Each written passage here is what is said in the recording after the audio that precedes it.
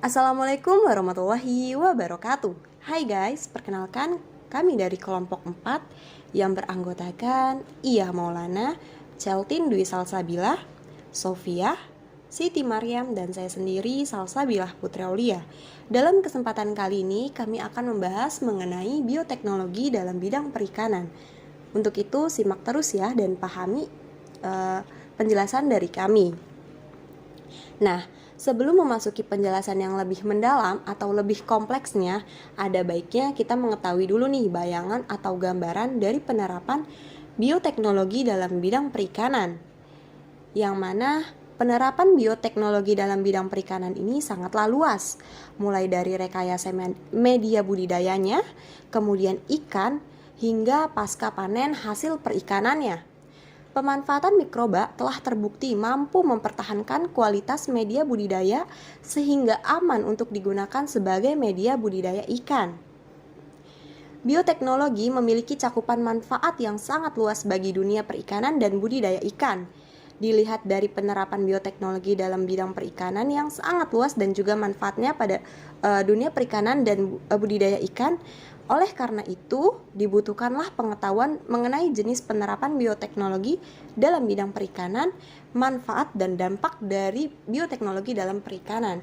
Nah, jadi penerapan bioteknologi ini dalam perikanan sangatlah luas dan banyak sekali manfaatnya dalam dunia perikanan dan juga budidaya ikannya.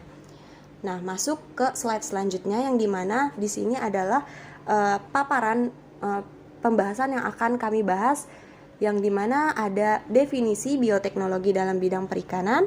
Kemudian kita juga akan membahas mengenai penerapan bioteknologi dalam bidang perikanan. Dan yang terakhir kami akan bahas mengenai dampak dari penerapan bioteknologi dalam bidang perikanan. Nah, masuk ke slide berikutnya yaitu definisi bioteknologi dalam bidang perikanan. Bioteknologi perikanan adalah bioteknologi yang ditekankan khusus pada bidang perikanan.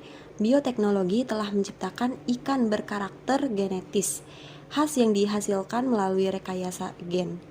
Melalui rekayasa gen ini dapat diciptakannya ikan yang tumbuh cepat, kemudian warnanya menarik, dagingnya tebal, kemudian tahan penyakit dan sebagiannya.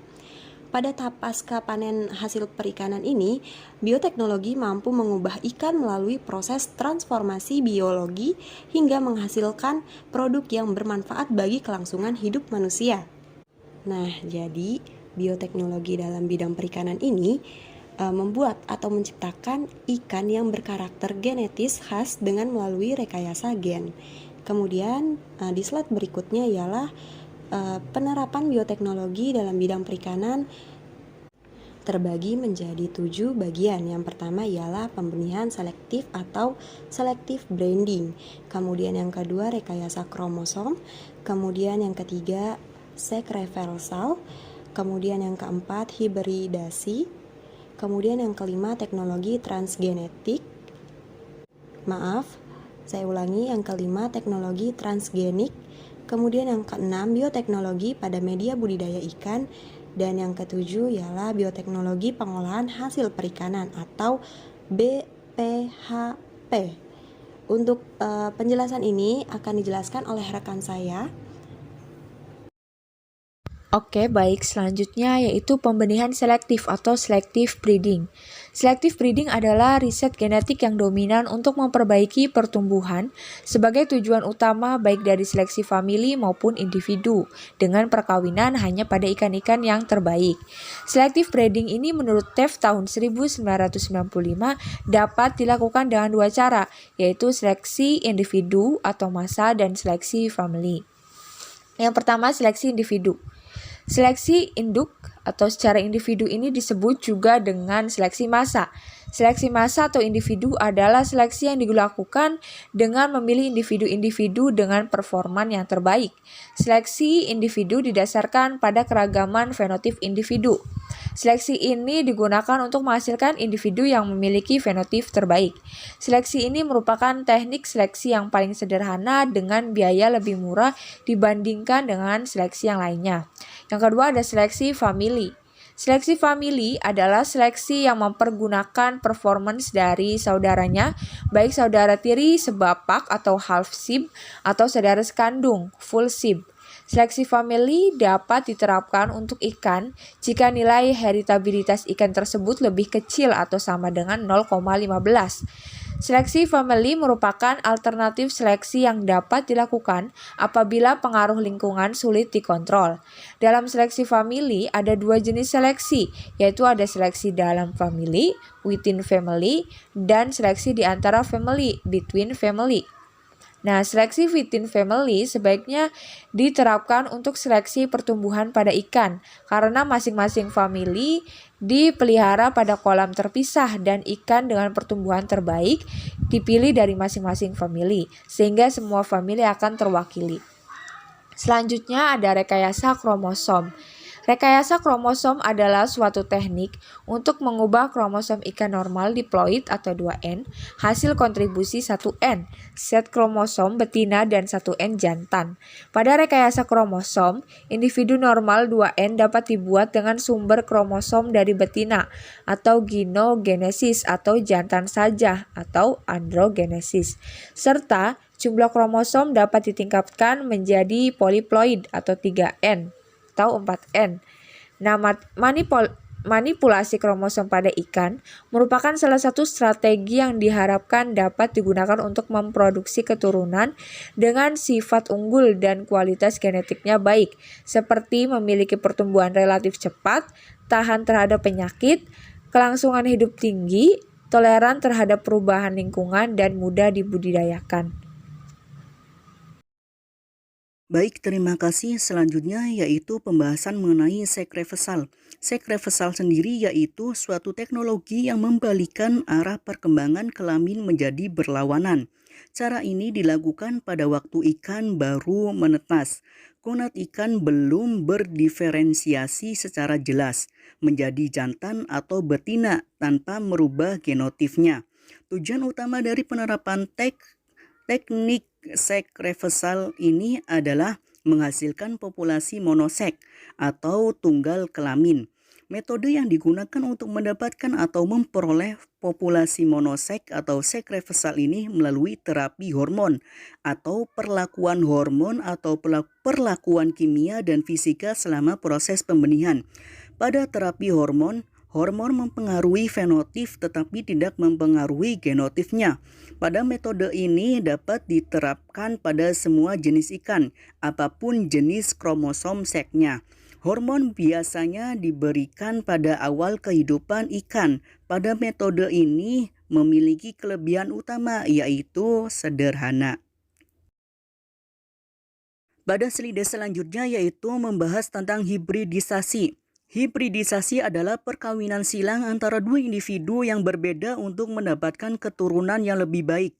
Hibridasi merupakan bioteknologi genetik yang semakin mudah dilakukan dengan berkembangnya teknik pembenihan buatan, seperti penggunaan kelenjar hipofisa atau hormon lainnya, yang merangsang perkembangan gamet dan mendorong pemijahan atau pengeluaran telur ikan.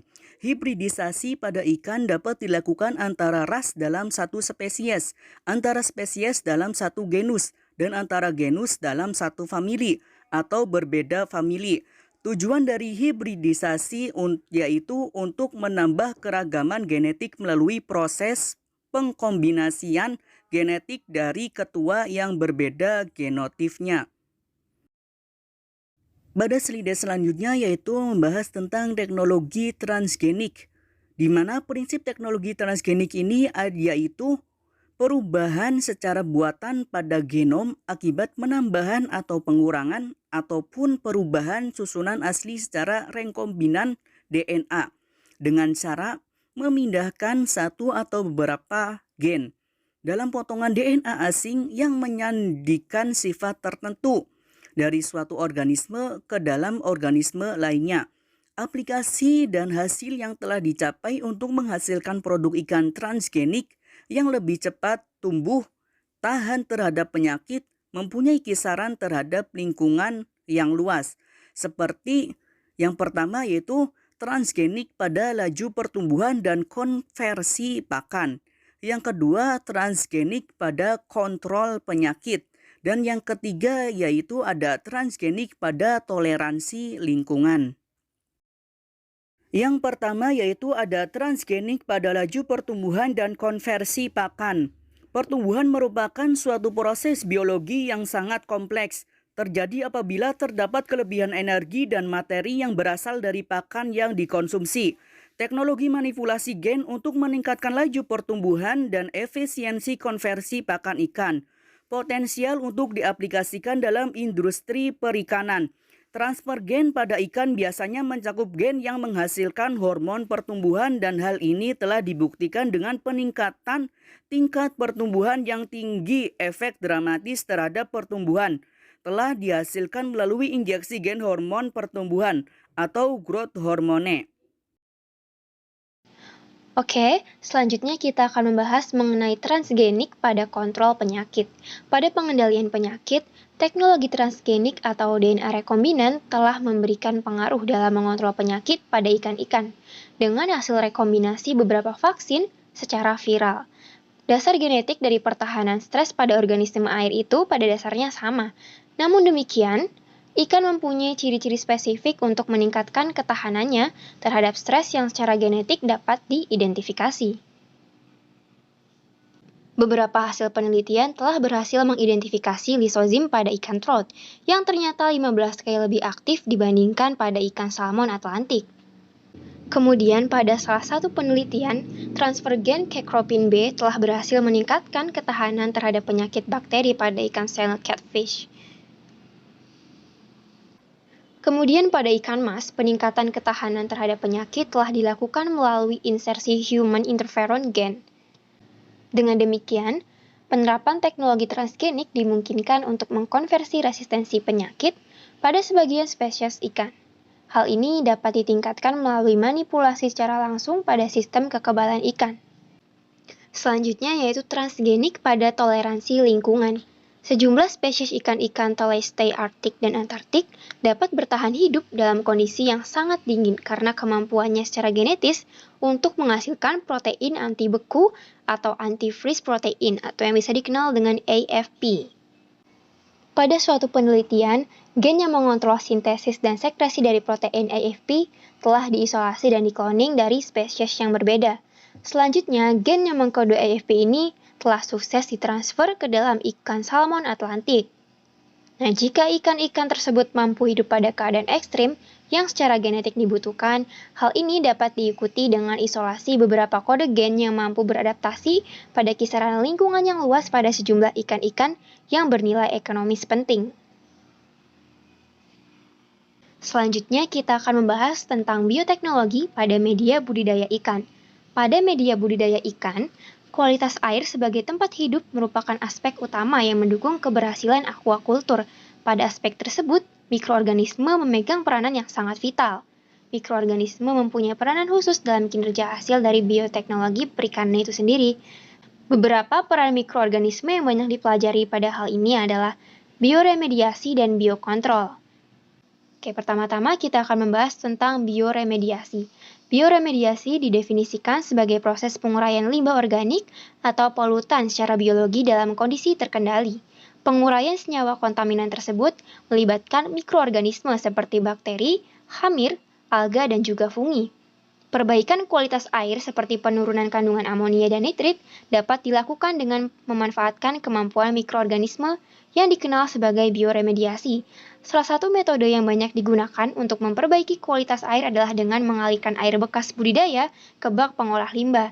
Nah, bak pengolah limbah budidaya ikan ini umumnya dilengkapi dengan filter biologi yang dikondisikan dapat memacu perkembangan bakteri nitrifikasi. Beberapa jenis bakteri nitrifikasi, seperti Nitrosomonas dan Nitrobacter, mampu mendegradasi atau menguraikan amonia menjadi nitrit, dan selanjutnya menjadi nitrat. Nah, perombakan nitrogen organik oleh mikroorganisme tersebut menghasilkan senyawa amonia, yang selanjutnya akan mengalami oksidasi menjadi senyawa nitrat, dengan terlebih dahulu menjadi senyawa nitrit.